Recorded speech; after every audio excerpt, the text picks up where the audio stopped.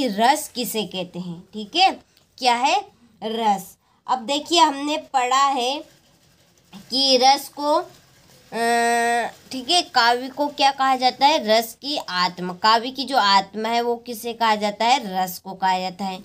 और रस का शाब्दिक अर्थ क्या होता है, तो रस का शाब्दिक अर्थ होता है आनंद, जिसमें हमें मज़ा आए। ठीक है, आपका कोई सा भी दृश्य हो, ठीक है, क्या हो, आपका कोई सा भी दृश्य हो, जैसे कि ये यहाँ पर आप देखिए, ठीक है,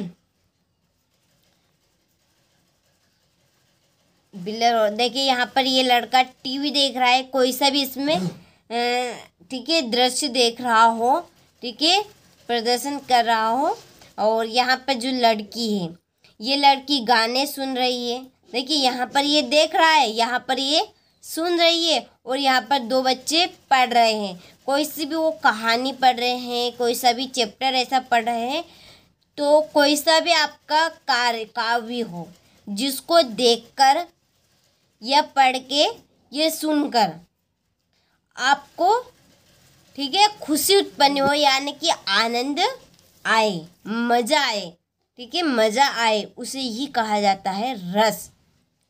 ठीक है, जैसे कि यहाँ पर लिखा है कि कविता या कहानी हो, कोई सी भी उपन्यास आदि को पढ़ते, सुनते अथवा देखते समय पाठक, श्रोता और दर्शक को जिस विलक्षण आनंद की अनुभूति होती है उसे रस कहते हैं।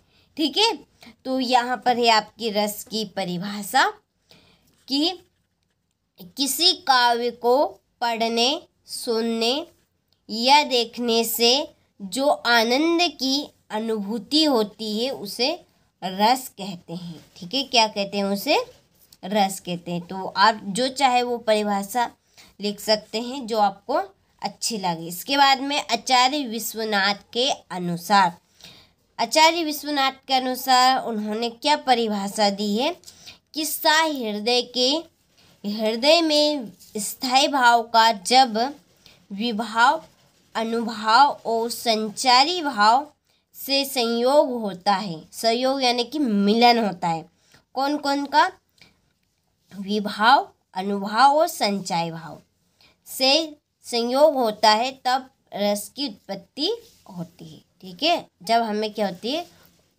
खुशी मिलती है, आनंद होता है, जब विभाव, अनुभव और संचय भाव एक दूसरे से मिलते हैं। ठीक है, सहृदय से यानी कि भीतर से आना चाहिए हमें, बिल्कुल, कि हंसी उत्पन्न, हम हंस रहे तो हमें हंसी आनी चाहिए भीतर से, रो रहे हैं तो भीतर से ही हमें रोना आना चाहिए। तो कोई सा भी दृश्य हो जिसको हमें देखकर, सुनकर या पढ़कर आनंद की अनुभूति हो, उसे हम क्या कहेंगे, रस कहेंगे। ठीक है, तो ये हमारी रस की परिभाषा है। आप यहाँ से नोट्स के लिए स्क्रीनशॉट लें और नोट्स अच्छे से तैयार करें।